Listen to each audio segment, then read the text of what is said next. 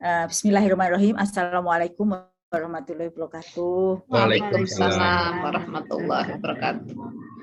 Terkait dengan diklat calon kepala sekolah dan pengawas sekolah. Jadi begini, untuk tahun 2021 ini, semua pelatihan calon kepala sekolah dan calon pengawas sekolah masih menggunakan pola yang lama. Seluruh daerah yang menganggarkan APBD-nya untuk diklat Cakep dan Cawas itu diselesaikan tahun ini. Dan lulusannya masih bisa diangkat kapanpun. Pokoknya masih bisa diangkat. Tahun 2022, seluruh pelatihan calon kepala sekolah dan pengawas sekolah melalui program guru penggerak. Jadi KSPS itu tidak lagi diklat calon KSPS, tetapi melalui PGP. Nah, siapa ownership-nya atau koordinatornya untuk melakukan diklat PGP, baik untuk calon KS dan PS, itu ada tetap di LP2KS. Jadi tusi menyiapkan kepala sekolah dan pengawas sekolah itu tetap sama dan leading sektornya masih di LP2KS. Itu ya, jadi itu informasi terbarunya.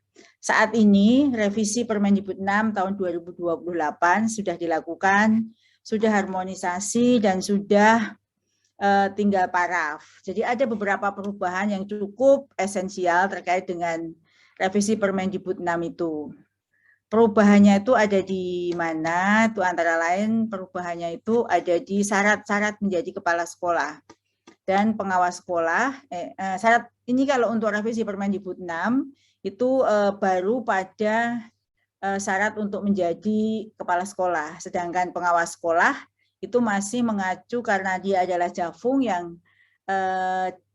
untuk mengubah dan lain sebagainya itu ada kaitannya dengan Permen PAN RB, maka masih seperti itu, tapi penyiapannya untuk menjadi pengawas sekolah itu melalui program pendidikan guru penggerak.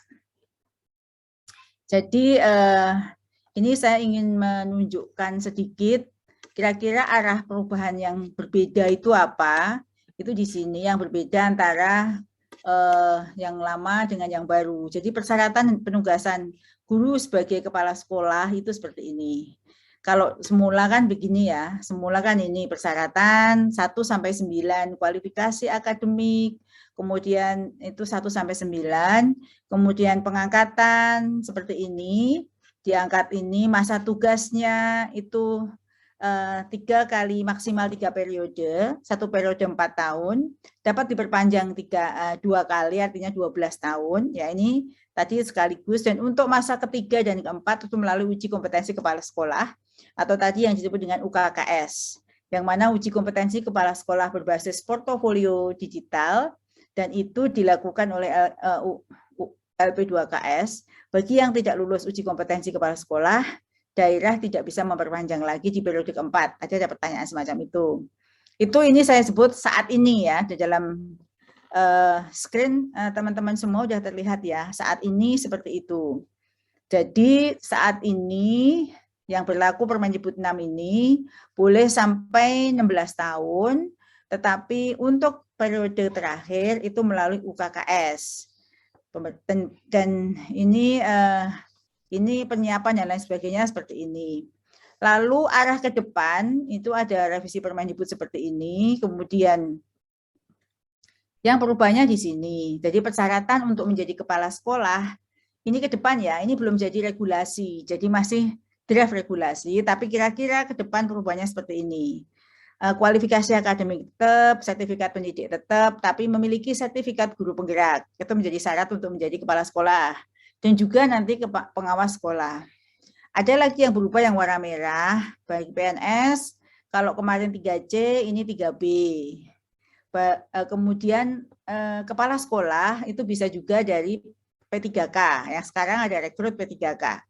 Bagi guru pemerintah dengan perjanjian kerja atau P3K, ASN P3K, memiliki jenjang paling rendah guru ahli pertama sebagai kepala sekolah. Jadi boleh kepala sekolah dari P3K. Yang lain-lain itu masih sama.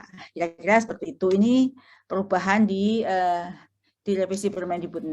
Lalu ada juga terkait dengan penugasan. Jadi kalau penugasan ini Penugasan guru sebagai kepala sekolah, kalau yang dulu begini ya, paling banyak 4 periode, jangka waktunya 16 tahun. Kemudian dan untuk ketiga, keempat itu harus melalui UKKS yang tadi saya sebut. Maka di yang baru arah ke depan itu tidak perlu UKKS. Jadi mereka dapat bertugas paling lama 4 periode. Jadi 4 periode. 4 periode. Jadi bisa 16 tahun tanpa ada lagi UKKS. Jadi tidak ada lagi UKKS untuk persyaratan menjadi kepala sekolah. Ini kira-kira yang perubahannya. Jadi kalau bagi kepala sekolah yang sekarang existing yang tidak punya sertifikat guru penggerak, tidak harus mengikuti program guru penggerak, tapi nanti dalam PKB-nya itu ada PKB terkait dengan substansi guru penggerak. Gitu ya. Jadi yang dilatih sampai akhir 2021 itu tetap bisa diangkat, tidak perlu sertifikat guru penggerak, tapi dalam PKB-nya nanti PKB substansinya guru penggerak. Ini yang terkait dengan, nah ini ada lagi informasi penting dalam ketentuan peralihan. Ya ini ya, bagi kepala guru yang tidak memiliki sertifikat calon kepala sekolah yang terpilih dengan akhir tahun 2021 dapat diberi tugas sebagai kepala sekolah, tidak wajib memiliki sertifikat guru penggerak. Ini terkait dengan ketentuan peralihannya. Jadi ini yang terkait dengan informasi terkini tentang pelatihan kepala sekolah ya. Lalu melalui apa semuanya pendidikan guru penggerak ini? Jadi sorry ini salah. Jadi untuk pelatihan kepala sekolah dan pengawas sekolah ke depan itu sudah mengikuti pola pendidikan guru penggerak. Di Zoom ini saya yakin semua sebagian besar sudah menjadi bagian dari pendidikan guru penggerak ya. Jadi saya ingin mengenalkan sedikit pendidikan guru penggerak ini, mengapa sekarang menggantikan diklat calon KSPS, Bapak Ibu semuanya, karena ini sesuai dengan arah kebijakan sebentar. Saya yakin semua teman-teman sudah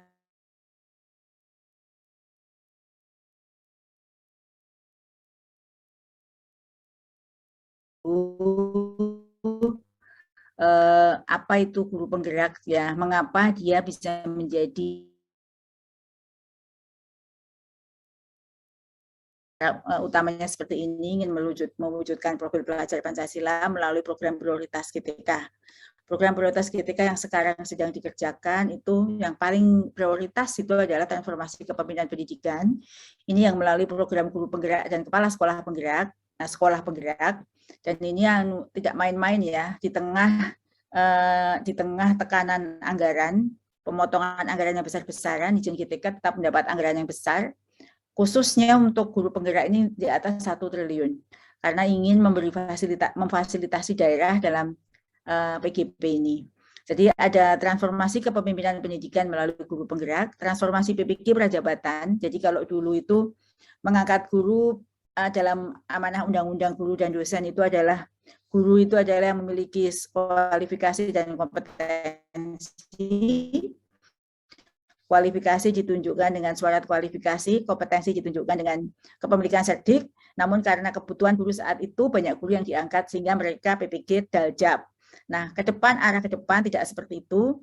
Jadi yang disebut mereka sebelum memiliki sertifikat pendidik, mereka masih nyantrik. Jadi intinya itu belum disebut guru. Dan nanti kita akan biayai mereka setelah mereka lolos CPNS atau ASN P3K. Kalau tahun depan ini tidak ada lagi, belum ada CPNS guru atau CPNS profesi apapun. Tahun 2022 seluruh rekrut itu profesi javung apapun itu melalui ASN P3K. Dan program ketiga adalah pengembangan ekosistem belajar di setiap provinsi melalui Baret Guru Penggerak dan pemberdayaan komunitas pendidikan melalui POP, revisi regulasi agar supaya perubahan-perubahan yang sekarang akan kita jalankan seperti melalui transformasi kepemimpinan melalui PGP itu dapat berjalan. Nah, Program prioritas yang pertama adalah transformasi kepemimpinan pendidikan, itulah guru penggerak, yang mana program arah ke depan program guru penggerak itu adalah program guru penggerak akan fokus pada pengembangan kepemimpinan pembelajaran dan kemandirian guru dan pengembangan profesional dirinya, menjadikan program guru penggerak kalau guru tidak dapat menerapkan pengetahuan ketelah, maka di program pendidikan guru penggerak ini, kepala sekolah dan pengawas sekolah itu sebagai mitra guru penggerak untuk bersama-sama melakukan transformasi pendidikan di sekolah. Selain itu, program ini ditujukan untuk para guru yang berpotensi menjadi pemimpin pendidikan di masa depan. Ke depan arahnya itu bukan hanya kepala sekolah, pengawas sekolah, bahkan pemimpin-pemimpin instansi pendidikan itu diharapkan dari guru penggerak.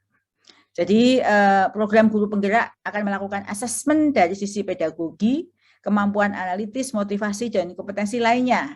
Jadi kalau dulu penunjukan dari kalau pelatihan guru ditunjuk karena hasil UKG, ini adalah keinginan, panggilan dari hati teman-teman guru ini ingin menjadi guru penggerak. Lalu program ini harus mengedepankan coaching dan on the job training untuk memastikan teori-teori belajar yang didapatkan di ruang pelatihan benar-benar bisa diimplementasikan. PGP mengembangkan komunitas praktik, ya teman-teman sudah tahu, dan guru penggerak memberdayakan ekosistem sekolah di sekolah lainnya untuk bersama-sama meningkatkan kualitas pembelajaran bagi guru dan murid. Nah, visinya mewujudkan capaian Merdeka Belajar.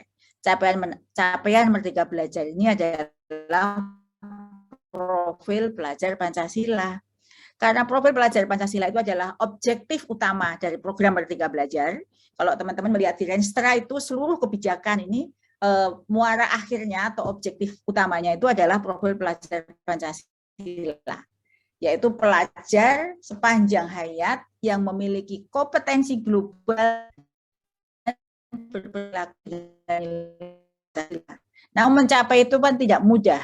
Cara-cara biasa yang kita lakukan sekarang ini itu tidak akan bisa dicapai karena untuk mewujudkan mereka yang kreatif, gotong royong, bernalar, kritis, ini kita mengukur capaian pembelajaran berdasarkan hasil belajar mata pelajaran tertentu.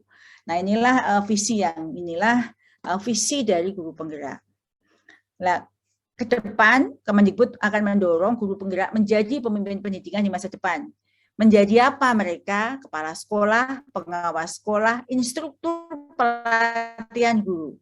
Jadi kalau tadi ada PPG, sejauh ini PPG hanya diajarkan oleh dosen-dosen, maka nanti guru-guru penggerak yang sudah mahir itu nanti bisa menjadi instruktur pelatihan guru, ya, supaya mereka yang mengajari calon guru profesional itu benar-benar mereka yang sudah benar-benar guru, kepala sekolah, pengawas sekolah yang benar-benar tahu dari lapangan, bukan hanya tahu dari teori. Nah, ini guru penggerak adalah pemimpin pembelajaran yang mendorong tumbuh kembang murid secara holistik, aktif, proaktif dalam mengembangkan pendidik lainnya untuk mengimplementasikan. Jadi penggerak itu bukan hanya dia mengajari anak, tapi dia bisa mengembangkan pendidik lainnya. Makanya disebut penggerak, karena dia akan mengajak pendidik lainnya untuk mengimplementasikan pembelajaran yang berpusat pada murid, serta menjadi teladan dan agen perubahan agen transformasi ekosistem pendidikan untuk mewujudkan profil pelajar Pancasila. Ini selama ini pelatihan kepala sekolah yang baru ini 6 bulan, 5-6 bulan, maka pendidikan guru penggerak ini waktunya 9 bulan, terdiri dari kelas pelatihan daring, lokakarya, dan pendampingan. Apa sih bedanya guru penggerak dengan yang guru tidak penggerak? Guru penggerak mengikuti mereka sama-sama berpihak pada murid sebenarnya. Muridnya tapi luarannya adalah murid Merdeka Belajar. Guru menggerakkan komunitas belajar di sekolahnya dan di luar sekolahnya. Guru lain diharapkan setelah dia bisa menggerakkan komunitas di luar sekolahnya, guru lain dapat menerapkan pembelajaran aktif sesuai dengan tahap perkembangan murid, dan guru dia sendiri bisa menerapkan pembelajaran aktif. Jadi selain dia implementasi di sekolahnya, dia juga mengajak guru lain. Nah, ini bedanya peran guru saat ini dan harapan untuk guru penggerak. Itu bisa seperti ini. Jadi kalau saat ini peningkatan prestasi akademik murid yang dilihat dari pencapaian nilai UAN berapa mapel gitu, ke depan mendorong tumbuh kembang murid secara holistik. Jadi yang disebut holistik itu terwujudnya profil pelajar Pancasila. Kalau guru saat ini mengajar dengan kreatif, jadi sudah bagus karena dia kreatif, tapi saat ini menjadi coach, mentor bagi guru lain. Jadi bukan hanya untuk mengajar, tapi dia bisa berperan sebagai coach atau mentor. Dia mengembangkan diri secara aktif menjadi teladan bagi transformasi bagi ekosistem pendidikan. Pengawas, lalu peran pengawas dan kepala sekolah dalam pendidikan dalam guru penggerak apa? Pengawas dan kepala sekolah adalah mitra strategis guru penggerak dalam mengupayakan terjadinya transformasi pendidikan di sekolah dan wilayahnya. Ini ya peran pengawas dan peran kepala sekolah. Jadi kalau dari desain awal Merdeka Belajar itu, kepala sekolah dan pengawas sekolah itu adalah unsur yang penting sekali dalam terrealisasinya capaian profil pelajar Pancasila itu. Selalu ada ditulis dalam setiap konsep Merdeka Belajar ini. Pengawas sekolah itu mitra guru penggerak dalam mengaktifasi program-program pengembangan guru di wilayahnya, sedang kepala sekolah wajib memfasilitasi dan mendukung proses belajar calon guru penggerak dan bersama-sama mengupayakan terwujudnya Merdeka Belajar. Karena sepintar apapun, sebagus apapun guru penggerak, kalau tidak ada fasilitasi dan dukungan dari kepala sekolah dan pengawas sekolah, maka tidak akan berhasil. Nah, PGP dilakukan dengan pendekatan andragogi dengan tahapan seperti ini. Rekrutmen calon guru penggerak, PGP, generasi baru pemimpin pendidikan. Apa saja generasi baru yang lulusan dari pendidikan guru penggerak ini? Kepala sekolah, pengawas sekolah, instruktur pelatihan guru. Jadi ini saya sampaikan tidak harus itu tertulis, tetapi kalau tertulis dalam PP yang kita lihat di sini, peran pengawas sekolah itu sangat penting. Sama pentingnya dengan kepala sekolah di dalam kesuksesan program ini. Nah, ini pemimpin pelajaran yang seperti apa, yang mandiri, berpihak pada murid, dia menguasai manajemen pembelajaran, dia mampu membuat inovasi-inovasi pengembangan sekolah, dan dia bekerja sesuai dengan kode etik. Ini strategi utamanya, jadi nanti panjang. Ini kerangka desainnya seperti apa pendidikan guru penggerak itu, menerapkan prinsip andragogi dan pembelajaran berbasis pengalaman, dengan persentase 70% belajar di tempat kerja dan komunitas praktek, melalui pemberian umpan balik dari atasan, rekan, dan siswa, jadi 360 derajat penilaian, bukan hanya dari atasan saja, tapi dari atasan, dari rekan, dan dari anak didik kita. Kemudian 20%-nya belajar dari guru lain, dan 10% saja pelatihan bersama fasilitator dan pendampingan. Jadi kalau kita lihat seperti ini, sebenarnya mereka belajarnya di tempat komunitas praktik, 70%. Jadi pelatihan di ruang-ruang pelatihan itu hanya 10%. Tujuan utamanya apa? Dia bisa mewujudkan profil pelajar Pancasila, dan yang diberikan adalah 3 modul. Modul 1 paradigma dan visi guru penggerak, modul 2 praktik pembelajaran berpihak pada murid, modul 3 pemimpin pembelajaran dan pengembangan sekolah. Nah, modul 3 inilah modul tentang kita, kepala sekolah dan pengawas sekolah. Lalu asesmennya bagaimana? Hasil penugasan dan praktek pelatihan umpan balik rekan sejawat pendampingan murid, peningkatan hasil belajar murid. Ini pola pendidikan yang sedang berjalan 9 bulan, tapi kami sedang mengupayakan untuk menjadi lebih singkat lagi, karena kalau tadi saya sampaikan tahun 2022 semua pelatihan melalui PGP, jangan sampai ini membuat kesulitan buat daerah karena akan terjadi kekosongan kepala sekolah dan pengawas sekolah. Karena pelatihannya panjang dan biayanya cukup besar. Kami sedang melakukan upaya agar pelatihan lebih pendek dan biaya bisa terjangkau oleh HPBD.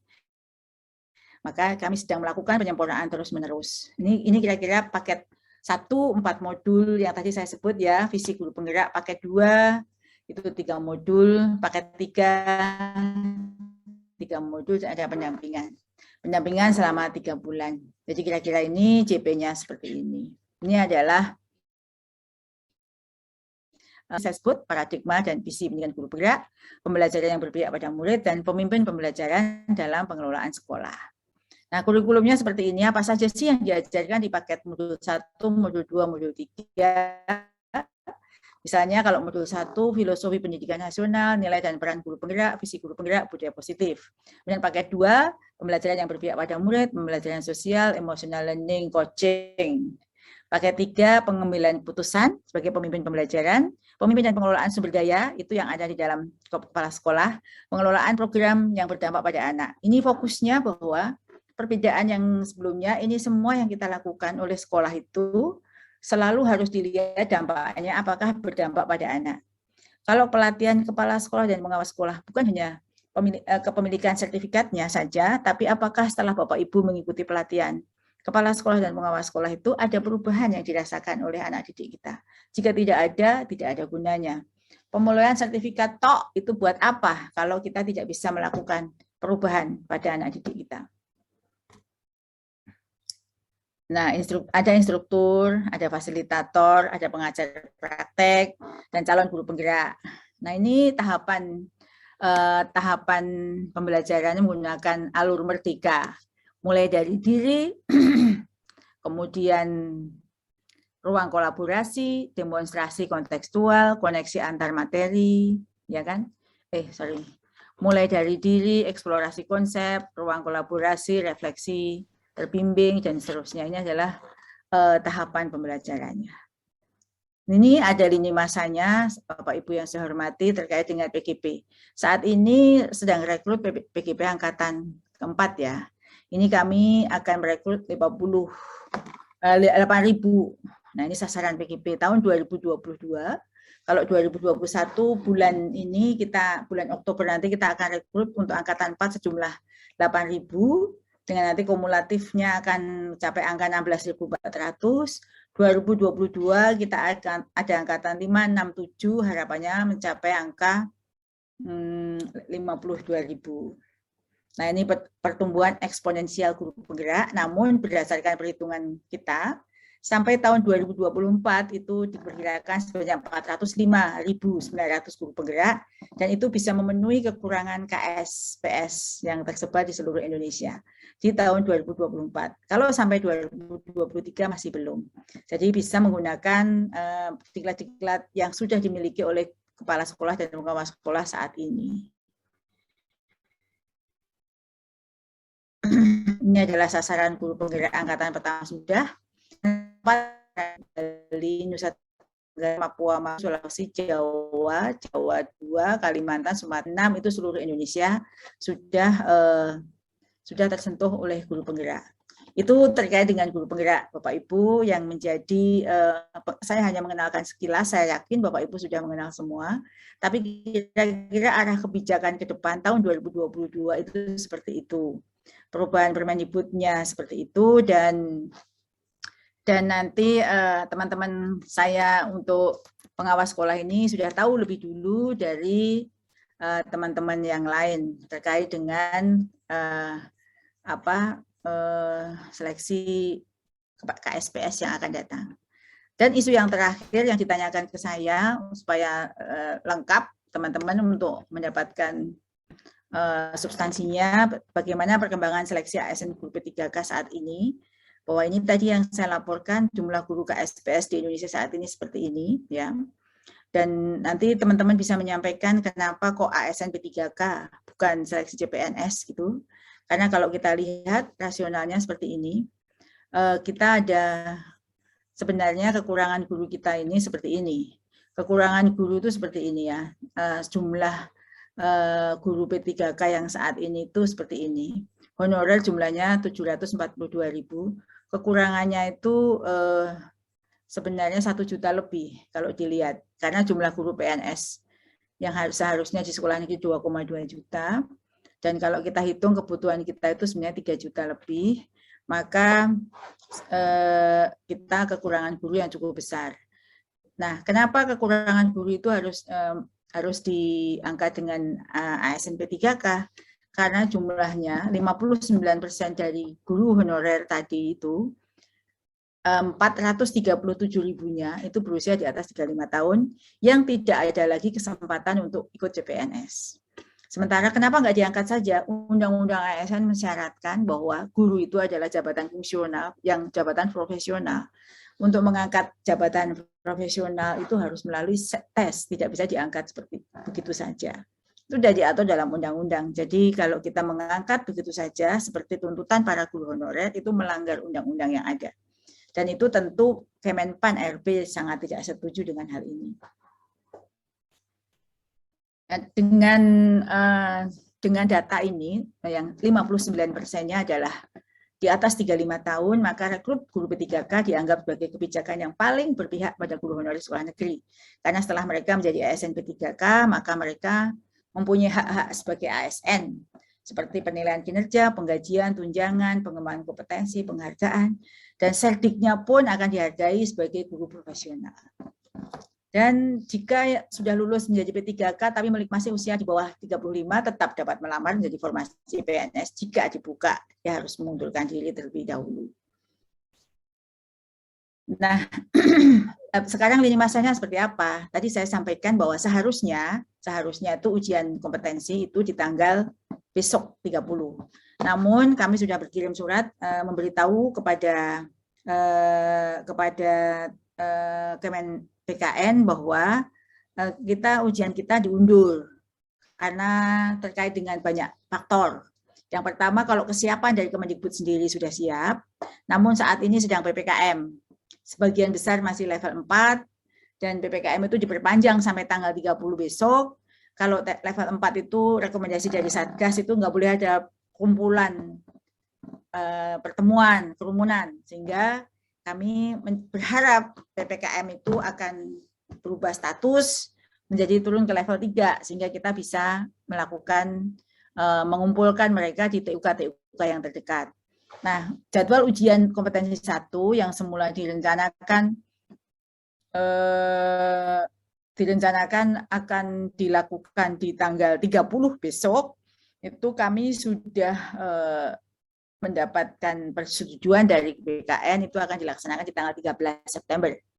Ini baru ini yang karena belum diumumkan di web. Ini baru saya terima SK.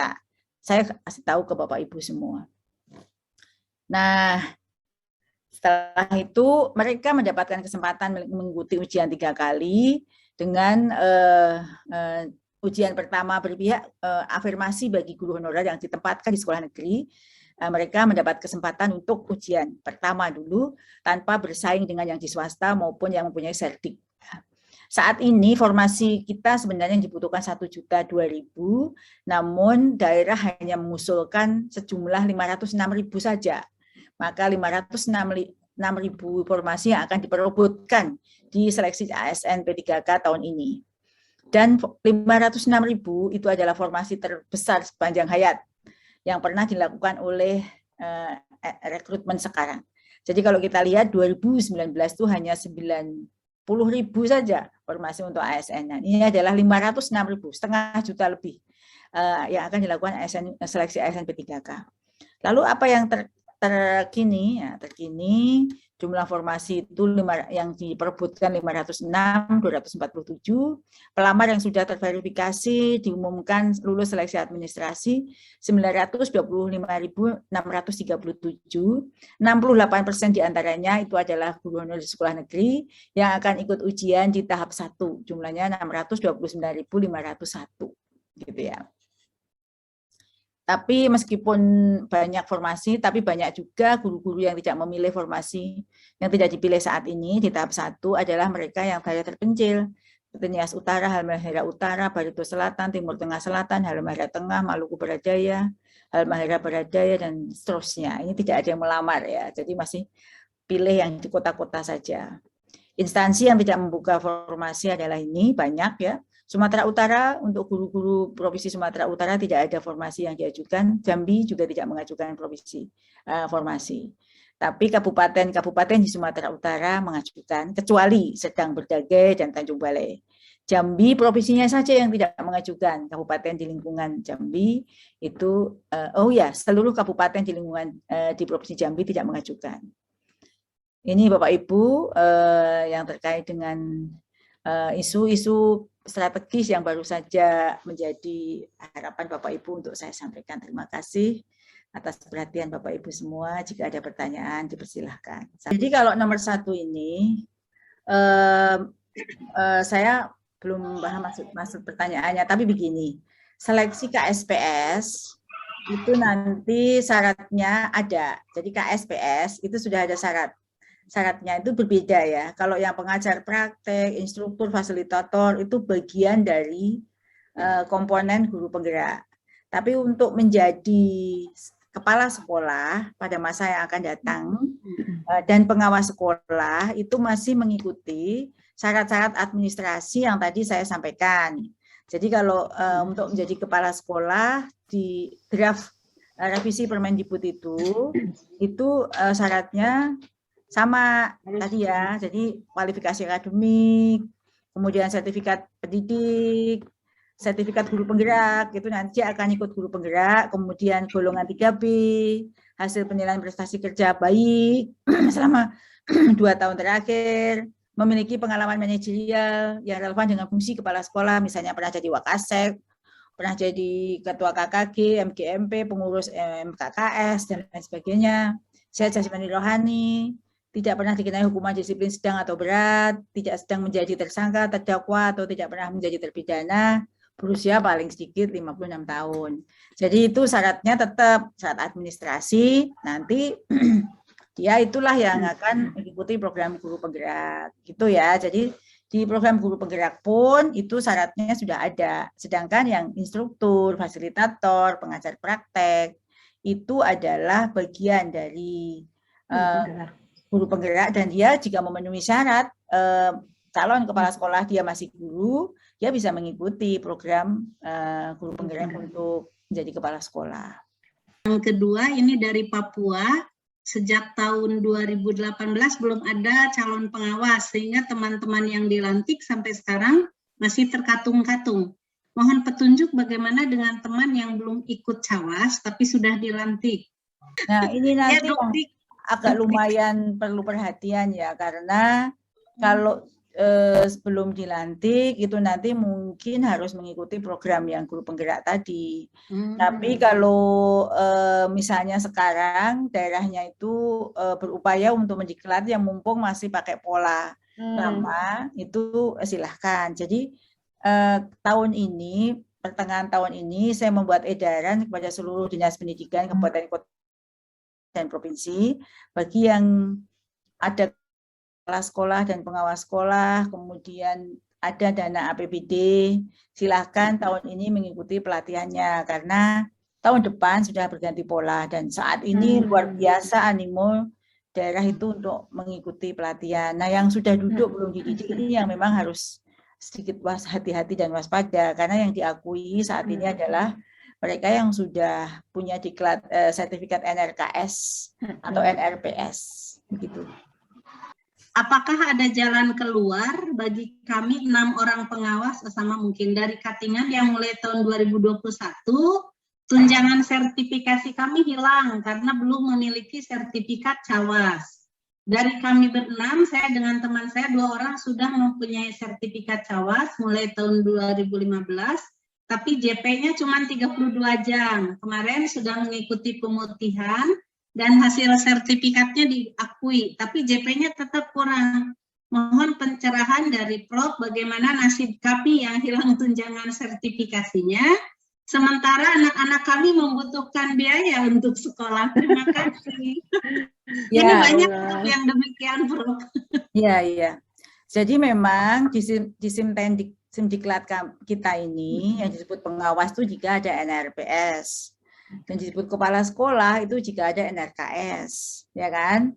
Nah, bagi yang ini kan ada di Katingan ya, bagi yang sudah punya sertifikat tahun 2015 dan sudah ikut pemutihan, ya, pemutihan itu tidak perlu tambah jam, pasti memperoleh sertifikat yang ditandatangani oleh saya, bukannya begitu ya. Tanda tangan sertifikat oleh saya dan Pak Dirjen itu bukti bahwa diakui sertifikatnya itu. Jadi kalau sudah diakui nggak perlu lah, namanya juga pemutihan. Kalau masih kurang jam berarti bukan pemutihan ya. Jadi ini adalah sudah kita akui, tinggal menginput, nanti minta tim administrasi sekolah untuk menginput NRPS-nya. Kalau sudah diakui Bu, ini Bu Yulite. Bu Yulite. Ya, kalau Bu Yulite ini, kalau memang sudah diakui, berarti Ibu sudah punya NRPS ya. Artinya itu sebenarnya tinggal menginput dalam sistem bahwa Ibu sudah punya NRPS. Nah, kalau yang yang memutihkan siapa dulu? Jadi pemutihan atau namanya bukan pemutihan, dulu namanya apa ya? Itu dilakukan oleh LP2KS, bukan oleh lembaga lain. Ya, sudah banyak sekali pengawas sekolah yang ikut pelatihan dulu. Itu kami menghargai instansi yang sudah melatih. Itu dilakukan penyesuaian, ya, penyesuaian. Kemudian itu kita keluarkan NRPS-nya atau sertifikat pengakuan dia bahwa dia sudah mengikuti diklat Cawas dan diakui, dan keluar NRPS. Itu tinggal menginput saja, ya. Nanti jika ada kesulitan bisa kontak person yang dihubungi. Bagaimana kedudukan pengawas sekolah tersebut yang belum memiliki sertifikat agar memiliki hak yang sama dengan pengawas yang memiliki sertifikat berkaitan dengan tunjangan sertifikasi. Itu yang terakhir, Prof. Ya, kalau belum punya ya nggak bisa sama haknya. Ya, jadi kalau mau belum punya sertifikat, karena kita bisa memberikan haknya itu berdasarkan pada kepemilikan sertifikat, itu menunjukkan bahwa sudah memenuhi kompetensi sebagai pengawas. Bagaimana supaya diakui ikut diklat, gitu ya. Setelah itu baru punya sertifikat, baru bisa, mohon maaf, karena nggak punya instrumen apapun yang bisa mengatakan bahwa yang bersangkutan itu setara jika tidak mempunyai sertifikat. Itu aja jawabannya. Yang pertama, ini masalah guru penggerak, perekrutan guru penggerak. Ini saya bacanya kan secara bergiliran per kabupaten, kota, dan provinsi. Sehingga seperti di Kota Jayapura sudah pernah mendapatkan giliran tersebut. Dan sudah ada yang menjadi CGP-nya. Tapi masih ingin guru-guru lain itu mengikuti, tapi pada waktu itu terbatas ya waktunya segala macam, kebetulan bersamaan dengan aktivitas kegiatan yang lain, sehingga belum sempat atau belum selesai untuk ikut mendaftar di perekrutan tahap yang waktu itu. Nah, apakah ada perekrutan kembali ke kuota yang kabupaten, kota seperti Kota Jayapura sudah pernah, apakah bisa kembali lagi ke kuota ke Jayapura lagi, ke Kota Jayapura lagi? Yang kedua, pertanyaannya adalah tadi ada terkait tentang PPG dalam jabatan. Pada tahun lalu, kebetulan saya ikut kegiatan menjadi fasilitator untuk dosen dan guru pamong ya waktu itu. Lupa namanya kegiatan penyegaran apa gitu, lupa saya. Kemudian selesai, terus kami melatih untuk dosen-dosen tersebut dan guru pamong, hingga akhirnya saya pribadi menjadi guru pamongnya. Sempat mengikuti juga memberikan uji kinerja UKIN kepada mahasiswa-mahasiswa PPG tersebut. Nah, untuk tahap yang sekarang di tahun 2021, nama saya sudah nggak bisa masuk lagi. Alasannya di situ mau dimasukkan ke dalam aplikasinya, di dalam sana dinyatakan bahwa tidak terkoneksi dengan Dapodik. Nah, ini saya bingung kok. Aduh, padahal ikut kegiatan PPG itu banyak sekali manfaatnya gitu. Banyak sekali ya ilmu-ilmu yang saya dapatkan sebagai guru pamong, sebagai fasilitator di sana. Nah, mohon petunjuk kenapa kok saya itu tidak bisa lagi masuk menjadi guru pamong. Kalau untuk yang memang ini ya, kita punya 514 kabupaten kota dan 34 provinsi, dan seluruh program guru penggerak itu kan didanai oleh APBN. Jadi kami memang tidak bisa serentak ya. Tapi nanti akan terulang siklusnya. Kalau tadi pertanyaannya kapan Kabupaten Jayapura atau Kota Jayapura, itu ada lagi di angkatan ke-6. Misalnya di Papua dan Maluku, itu ada Kota Jayapura, Kabupaten Manokwari, Ternate, Merauke, Tidore Kepulauan, Bulu, Halmahera Barat, Halmahera Timur, Mimika, Raja Ampat, Jayapura. Itu masuk lagi Kabupaten dan Kota Jayapura di angkatan 6, tahun 2024 kalau nggak salah. Angkatan 20 hafal, Prof. angkatan itu angkatan 6 ya, angkatan 6 itu di tahun 2022, tahun depan itu ada lagi ya untuk Jayapura. Kalau tahun 2000 angkatan 5 itu angkatan 6 kan berarti di tahun depan ya, itu sudah masuk lagi 6 sampai 7. Nah, angkatan 6 itu pun masih lagi Papua. Angkatan 5 itu Papua dan Maluku ada lagi, tapi kabupaten yang berbeda. Nanti akan kembali seperti itu. Misalnya kalau angkatan 5 di Papua Maluku itu ya Tolikara, Maibran, Yakuimo, Mamberamo, Nduga, Yalimo, Puncak, Mamberamo Raya, dan seterusnya.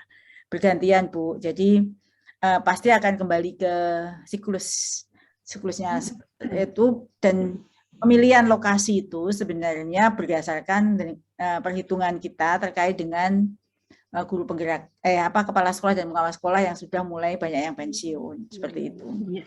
Itu pertanyaan pertama ya. Buat teman-teman yang lain, di kabupaten kota lain yang kemarin belum sempat ikut, jadi ini saya selalu mendorong untuk ikut program guru penggerak, karena disitulah nanti pola karir guru itu dimulai. Jadi dari setelah guru penggerak menjadi kepala sekolah, pengawas sekolah, dari situ. Kemudian untuk pertanyaan yang kedua, mungkin secara teknis saya akan koordinasikan dengan tim PPG ya. Saya tidak bisa menjawab karena ini malah sangat teknis sekali. Nanti saya akan sampaikan ya Bu Santi. Terima kasih. Terima kasih. Begini Prof, tadi untuk perekrutan kepala satuan pendidikan kepala sekolah yang harus memiliki persyaratan sebagaimana yang Prof sebutkan tadi. Tapi kok saya sedikit lupa ragu dengan persyaratan-persyaratan ini. Sebab begini, kalau biasanya jabatan-jabatan kepala sekolah itu selalu aja terkait dengan jabatan politik. Maaf ya Prof ya. Maaf, ini biasanya seperti itu. Ya. Apakah memang ini persyaratan ini memang betul-betul akan diterapkan ya secara paten, atau memang terserah lagi kepada daerah nantinya? Itu yang pertama.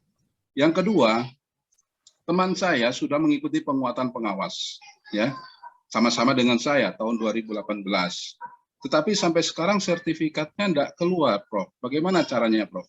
Setelah dikontak ke, ya waktu itu pelaksananya adalah P4TK Mesin Bandung, ya. Setelah dikontak ke sana, katanya tidak ada datanya. Padahal untuk bukti-bukti visa, daftar hadirnya semua lengkap. Gitu. Gimana, Prof? Petunjuknya, Prof. Terima kasih. Ya, langsung ya. Ya, langsung aja, Prof. Ya, untuk nomor 1 itulah kita buat rekrut guru penggerak itu kan kita tujuannya untuk meminimalisir tadi ya intervensi politik dalam pengangkatan kepala sekolah dan pengawas sekolah. Jadi syarat guru penggerak itu untuk menjadi guru penggerak itu adalah keinginan, ya, keinginan, bukan tunjukan. Itu sudah satu hal bahwa itu tujuannya adalah memang panggilan atau keinginan dia untuk sesuai dengan hati nuraninya. Kemudian supaya tidak ada lagi intervensi politik, dibuatlah regulasinya. Jadi semua regulasi itu menunjang misalnya kalau untuk menjadi kepala sekolah dari guru penggerak, pengawas sekolah dari guru penggerak, artinya kan jika ada guru penggerak di situ, pasti itu yang diangkat. Siapapun yang lulusan guru penggerak ya tentu boleh diangkat. Jadi tidak bisa mengangkat orang lain selain yang tertuang dalam regulasi. Jadi kepentingannya untuk meminimalisir intervensi politik itulah maka dibuatlah regulasi seperti ini, Pak. Tujuan utamanya adalah ingin benar-benar kepala sekolah dan pengawas sekolah yang diangkat itu benar-benar ingin bisa orang-orang yang bertujuan untuk mengabdi pada peserta didik, bukan karena titipan politik. Kalau titipan politik ya kalau dia ikut guru penggerak ya sah-sah aja, karena untuk masuk jadi guru penggerak juga tidak mudah. Yang penting dia harus punya sertifikat guru penggerak. Itu yang nomor 1. Yang nomor 2 nanti coba di WA ke saya. Nanti saya akan coba koordinasikan, karena kalau penguatan tahun 2018 itu sudah selesai semuanya. Jadi tidak ada, dan itu diakui ya sama dengan diklat calon pengawas, diklat pengawas sekolah yang 100 sekian JP, itu sama. Ya waktu itu kalau nggak salah 70 ya, 60 JP ya kalau nggak salah. Sama dengan penguatan kepala sekolah. Jadi nanti Bapak kalau memang betul ada daftar pesertanya, tentu ya sudah harusnya keluar sertifikat. Itu tahun 2018 sudah 3 tahun yang lalu, sudah selesai, sudah lupa kita dengan kegiatan itu. Tapi Bapak bisa kirim ke saya bukti-bukti bahwa Bapak memang ada bukti bahwa keterlibatan dalam kepesertaan dalam diklat itu. Ya. Iya, saya Ati Sopiati dari Kabupaten Lebak, Provinsi Banten. Saya pengawas TK, Prof. Yang perlu saya tanyakan, selama ini P3K hanya untuk guru SD dan SMP dan SMA. Untuk formasi guru TK mungkin belum ada. Begini, Prof, di wilayah binaan saya ada guru honor yang dia honor di TK swasta. Dia ikut CGP. Apakah jika memang dia sudah lulus menjadi guru penggerak, adakah kesempatan dia untuk ikut P3K, tapi dia bekerjanya di TK swasta? Yang perlu ketahui, Prof, di kabupaten saya 162 TK, hanya 10 TK negeri. 10 TK negeri. Jadi mungkin kalau kita ditempatkan semuanya di TK pembina, itu tidak mungkin karena mereka sudah penuh TK-nya. Itu yang pertama. Kemudian ada kepala sekolah juga di wilayah binaan saya pada saat itu mau mengikuti kepala sekolah penggerak, tapi terbentur karena dia sudah dicalonkan jadi pengawas. Dia tidak bisa ikut dia bisa ikut jadi kepala sekolah penggerak. Kemudian sudah lulus administrasi tahun 2020. Karena mungkin kendala anggaran dari pemerintah daerah sampai sekarang itu tertunda terus untuk pelatihan pengawas TK-nya, Prof. Nah, kalau misalkan pelatihan itu atau diklat itu dilaksanakan pada tahun 2022, karena kita mungkin melihat dari anggaran daerah, apakah polanya sama dengan pola guru penggerak? Mungkin itu saja, Prof. Terima kasih. Untuk yang nomor 2 saya tadi agak miss sedikit, nanti mau diulang. Untuk nomor 1, untuk menjadi guru P3K itu diberi kesempatan pada semuanya yang memang formasinya tersedia di situ. Jadi kalau untuk guru TK swasta itu akan dapat ikut mulai seleksi 2. Jadi seleksi 1 tanggal 13 September itu hanya dikhususkan bagi guru honorer di sekolah negeri, di sekolah swasta, dan yang guru individu yang belum mengajar tapi punya serdik itu boleh diberi kesempatan mulai kedua dan ketiga. Nah, tetapi mereka tidak ditempatkan di sekolahnya swasta kembali, mereka harus ditempatkan di sekolah negeri karena seleksi ASN P3K, ASN itu adalah mereka yang ditempatkan di instansi pemerintah. Jadi kalau ada pertanyaan, kenapa kok pilih-pilih kasih, kok hanya mengisi sekolah negeri, karena definisi ASN itu adalah mereka yang bekerja dan ditempatkan di instansi pemerintah. Artinya itu memang untuk memenuhi kebutuhan guru sekolah negeri. Itulah yang diberi intervensi oleh pemerintah. Nah, untuk guru swasta itu sekolah swasta itu seharusnya ketika dia merekrut guru dan membuka sekolah itu ada pertimbangannya masa darah ini. Itu mengapa ada pertanyaan seperti itu. Nah, mereka yang sudah lulus guru penggerak ya tetap harus ikut seleksi ASN P3K. Apakah otomatis serta-merta diterima? Tidak, karena seleksinya berbeda. Kalau seleksi guru penggerak itu melalui Ditjen GTK, sedangkan ASN P3K itu seleksinya melalui Panselnas. Panselnas itu keterlibatan antara lintas kementerian. Ketuanya adalah BKN, Kemendikbudristek, Pan-RB, ada BSSN, ada banyak yang disebut dengan Panselnas tersebut. Itu untuk jawaban yang 1. Ya, syukur alhamdulillah bisa lolos, tapi saya tidak jamin, tidak janji, karena yang menjanjikan bisa lolos atau tidak diri sendiri ya melalui persiapan tesnya. Saya mohon tanya, yang pertama CGP yang saat ini itu didampingi selama 9 bulan dilatih, ketika nanti turun di lapangan setelah dia lolos, C-nya sudah hilang jadi guru penggerak, itu apakah masih ada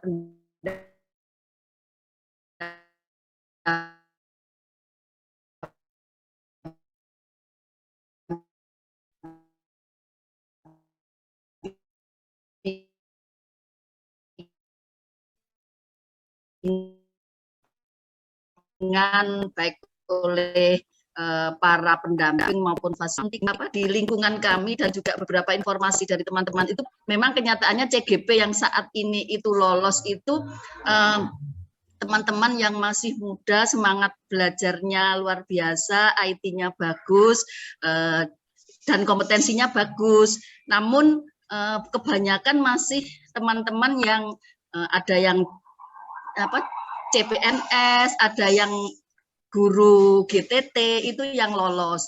Sedangkan mereka itu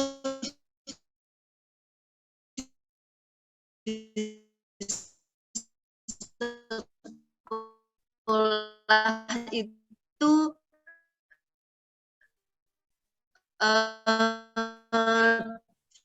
tidak secara kompetensi bagus. Nah ini kalau menjadi persyaratan sebagai kepala sekolah, mungkin bagaimana model seleksinya nanti ke depan, apakah seleksi potensi seperti yang saat ini itu masih berlanjut atau ada model seleksi yang lain. Terima kasih, mungkin itu. Terima kasih untuk pertanyaannya. Jadi pertanyaan bagus sekali.